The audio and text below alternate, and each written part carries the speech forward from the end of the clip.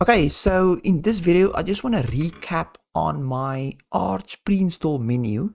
Made a previous video where if you have a new Arch install, then once you're booted up into your desktop area, you realize you have a bunch of programs that's not there. Now you have to manually install it, but you can't always remember the names and all of that, which is pretty strange because it's easy. But anyway, I made a little menu that you can just choose what the most popular programs that people install. And you can add to the list if you want to edit the script yourself. So let's just check it quickly. Okay, it's not here on my virtual machine, which is here. Right, so as you can see, there's my menu. So what I've done is it basically just installed, yay, I've added the Brave Origin to the menu because Brave Origin is just better. It's a stripped down version of Brave where it strips all the crypto and wallets and stuff out of it. So that's actually the Brave that we wanted. Okay, and then just a bunch of familiar programs like Funar, Kitty, and then Snapper, which is a snapshot type of backup program. Doesn't backup, makes snapshots of your Arch. Right, and then here I have added this one as well. So convert to Hyprland Lua. So what this does is it takes a template. So I copied a template file straight from Hyprland's GitHub page. So it's just a normal template that I give to everybody that wants to switch over to Lua. And what this does is if you choose 12, it basically just takes that template and copy it to your .config hyper folder. So obviously it doesn't overwrite your existing conf file because it's got a different extension. So just copies it here and you can now make the changes as you go. So that just makes it easier to actually do. Right, so as you can see, there's no Hyprland .lua file in here. So on this one, I'm still running on the old conf file. So all you have to do is, okay, so I'm just going to curl straight from the GitHub page this the script. So if you have a new install, it makes it easier to actually install this stuff because with a new Arch install, there's no browser installed. So you can just straight install the Brave browser now. I might have to include just Chromium because there is probably people. Okay, but it's both Chromium based, the Chromium browser and Brave. And I'm not gonna put Firefox on there because I don't like Firefox. Yeah, suggest in the comments what browser you like and wants to see on there. There's a couple of good ones. Can't remember any now. Libra. Is it Libra? Is it Libra Wolf? God, I can't remember. But anyway, let's just choose 12. So I'm gonna first curl. So what this curl does is it basically just copies the script into a temp folder and it runs it. And then after you finish, say you quit, it just deletes that file from your temp folder again.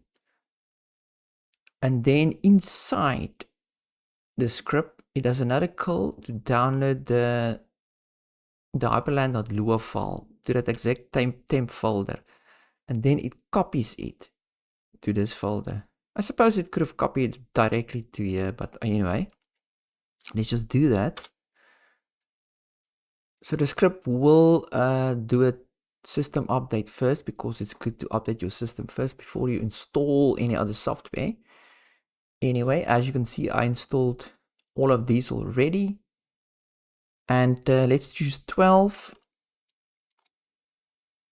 So it will download it and then copy it to my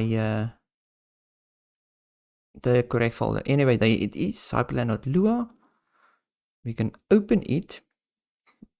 As you can see, let's just make it bigger. How do you make this bigger?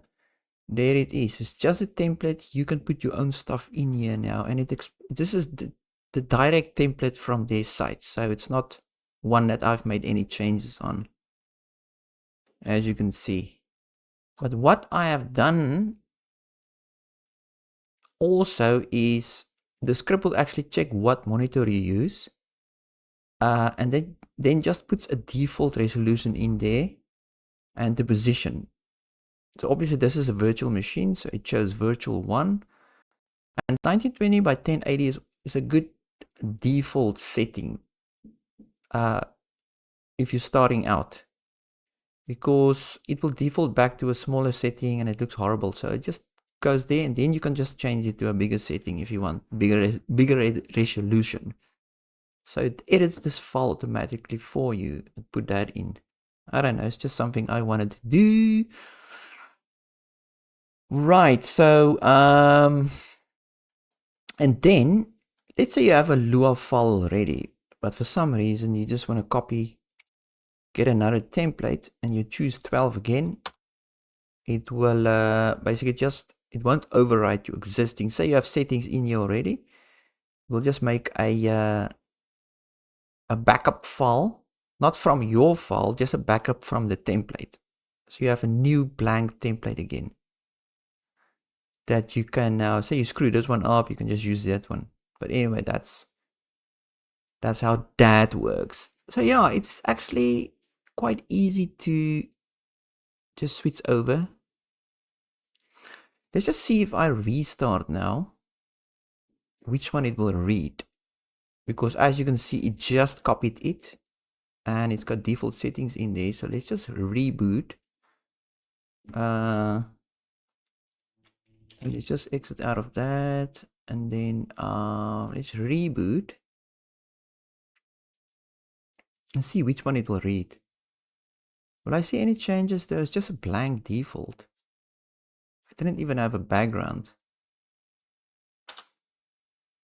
So I don't know which one it will choose. I just want to see if it actually boots up, because it might break something if it sees the Lua file, but I don't think so. I think it will read, it should by default look for the Lua file now and start using that. I don't know. As long as it doesn't break it, that's the only thing I want to test. Okay, it doesn't look like it broke it. Okay, I can still open terminal, I can still open stuff, yeah. So I don't know if it read the Lua file. They say it looks for the Lua file even if your conf file is still there. But what if you have a bunch of settings in here and it starts reading the Lua file?